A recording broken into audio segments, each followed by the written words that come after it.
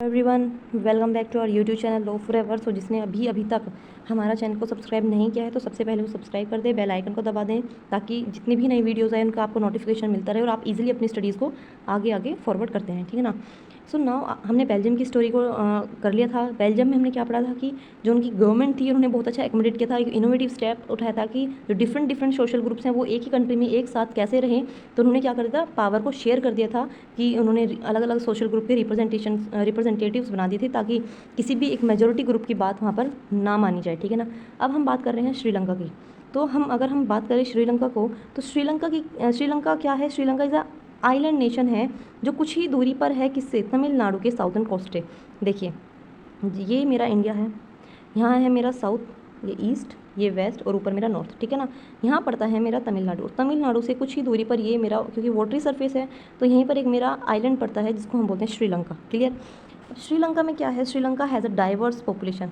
Mostly diverse population क्या है कि बहुत सारे अलग अलग क्या है वहाँ पर रिलीजन है, अलग कल्चर है, अलग तरीके के लोग हैं, ठीक है ना। कोई हिंदू है, कोई मुस्लिम है, कोई क्रिश्चियन है, तो डाइवर्स पॉपुलेशन है। अब the major group are Sinhalas speaker, जो वहाँ पर 74% हैं वो सिन्हाला स्पीकर हैं। 18% वहाँ पर तमिल है, और तमिल में भी मेरी दो सिचुएशन है। तमिल में भी सबसे पहला तो मेरा तमिल नेटिव्स हैं।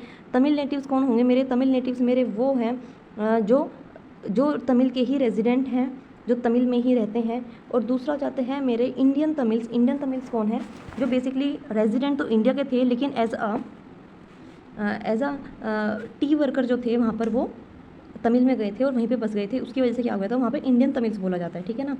अब हम देखते हैं क्या कि most of the Sinhala speaker people are Buddhist. Most of the Sinhala कौन थे, बुद्धिस्ट थे। अब जो तमिल्स थे वो कौन थे, वो हिंदूज भी थे और मुस्लिम भी थे। और 7% वहाँ पर कौन थे, क्रिश्चियन थे, जो तमिल और सिन्हाला दोनों बोलते थे, ठीक है ना। अब इन्होंने बोला just imagine what happen in the situation like this. ऐसे सिचुएशन में क्या हो, बेल्जियम में हमने देखा था सबसे पहले डच को ज़्यादा फेवर मिल रहा था, फ्रेंच को कम मिल रहा था। एक जगह फ्रेंच को ज़्यादा मिल रहा था, डच को कम मिल रहा था, पॉपुलेशन के बेस पर था सब कुछ, ठीक है ना।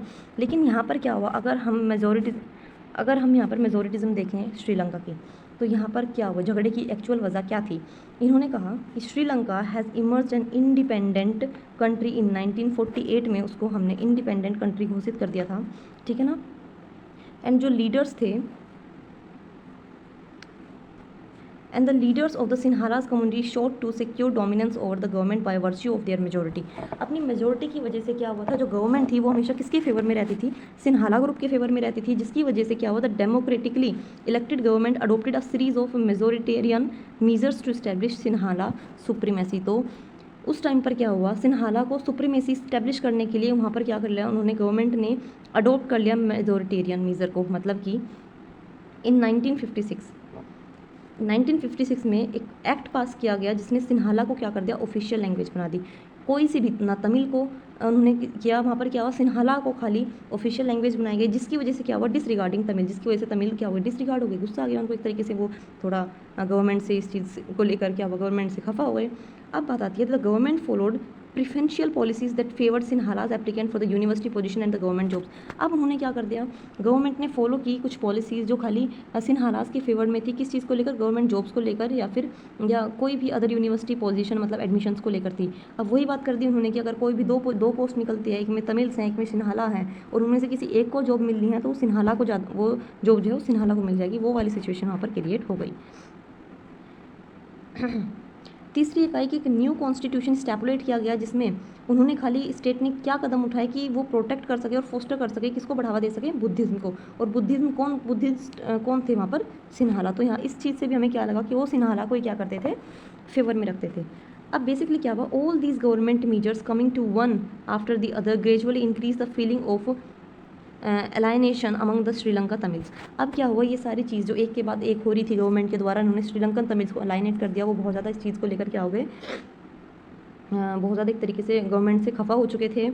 दे felt that no one of the major political parties led by the Buddhist Sinhala leaders was sensitive to their language and culture. अब उनको ऐसा लग रहा था तमिल्स को कि यहाँ पर कोई भी ऐसी गवर्नमेंट नहीं है जो क्या कर सके, जो सिन्हालास के कल्चर को, लैंग्वेज को या रिलीजन को एक तरीके से सपोर्ट कर सके, ठीक है ना। दूसरी चीज़ उन्होंने क्या देखी, दे felt that the constitution and the government policies denied them equal protective right discriminated against them in getting jobs and. और यहाँ पर उनको क्या लगा कि जो ये गवर्नमेंट है और जो कॉन्स्टिट्यूशन है वो उनको फंडामेंटल राइट्स को भी उनके प्रोटेक्ट नहीं कर पा रही है। फंडामेंटल राइट्स कैसे कि उनके साथ डिस्क्रिमिनेशन हो रहा है इक्वल अपॉर्चुनिटी का, जो हमारे आर्टिकल 14 बोलता है कॉन्स्टिट्यूशन का, इक्वालिटी बिफोर लॉ, कि जॉब्स में अदर अपॉर्चुनिटीज़ में उनका इंटरेस्ट क्या है वो इग्नोर किया जा रहा है, ठीक है ना। एज अ रिज़ल्ट, अब रिज़ल्ट क्या निकला, रिज़ल्ट निकला कि जो रिलेशन थे सिन्हाला और तमिल कम्युनिटी के बीच में वो स्ट्रेंड ओवर टाइम वो क्या हो गए, ख़राब होने शुरू हो गए, ठीक है ना। The Sri Lankan Tamils launched the party and struggles for the recognisation of the Tamil as an official language for reasonable autonomy and equality of the opportunity in securing education and the jobs.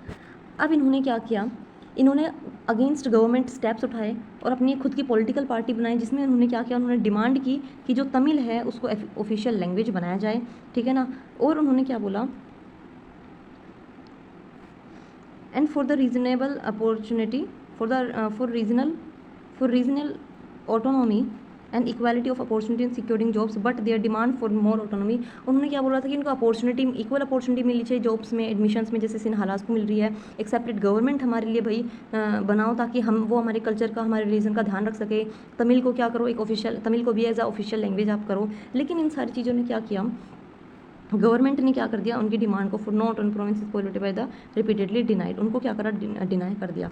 1980s में क्या, several political organisation was formed demanding as independent Tamil Eelam in northern and the state. उन्होंने कहा कि ठीक है, अब क्या बोलते हैं, 1980s में कुछ पॉलिटिकल ऑर्गेनाइजेशन थे, उन्होंने बोला कम से कम तमिल को क्या करो, एक नॉर्दर्न एंड साउदर्न पार्ट पर क्या करो, उनसे श्रीलंका से अलग कर दो, एक सेपरेट कंट्री बना दो नॉर्दर्न एंड ईस्टर्न पार्ट पर। लेकिन गवर्नमेंट ने इनको क्या कर दिया, अगेंस्ट रिफ्यूज़ कर दिया,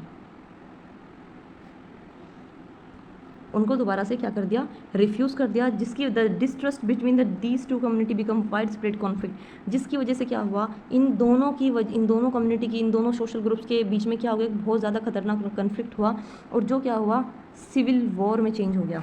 सिविल वॉर क्या होता है, एक पूरी प्रॉपर एक डिफरेंट वीडियोज़ पे बनेगी, ठीक है ना। और जिसकी वजह से क्या हुआ, 1000 of the people of both communities have been killed, हज़ारों लोग मारे गए, बहुत सारी फैमिलीज़ को फोर्स किया गया कि वो कंट्री को छोड़ दे, जैसे रिफ्यूज़ी है या many more other lost their livelihood, कुछ ने अपना लिवलीहुड छोड़ दिया और बाकी छोड़ दिया। तो बेसिकली ओवरऑल हम क्या कर सकते हैं कि एक बहुत ही भयानक सिचुएशन जो थी वो यहाँ पर हमें देखने को मिली श्रीलंका के साथ में, ठीक है। तो अब हम इन दोनों स्टोरीज से क्या सीखा हमने इन दोनों स्टोरीज से क्या सीखा, हमने इन दोनों स्टोरीज से चीज़ सीखी कि दोनों स्टोरी क्या थी, एक मिनट, हाँ, दोनों स्टोरीज़ में हमने क्या देखा, हमने देखा बेल्जियम में एंड श्रीलंका में, इन दोनों में हमने क्या देखा, इसमें गुड गवर्नमेंट बनी। गुड गवर्नमेंट कैसे, यानी कि यहाँ पर इन्होंने पावर शेयरिंग को सपोर्ट किया, जिसकी वजह से सिचुएशन अच्छी हो गई। लेकिन श्रीलंका में क्या हुआ, पावर शेयरिंग जैसा कुछ नहीं बना, जिसकी वजह से कंडीशन बहुत ज़्यादा बेकार हो गई और जिसकी वजह से क्या हुआ, हमारा नुकसान हो गया बहुत श्रीलंका के लोगों को, ठीक है ना।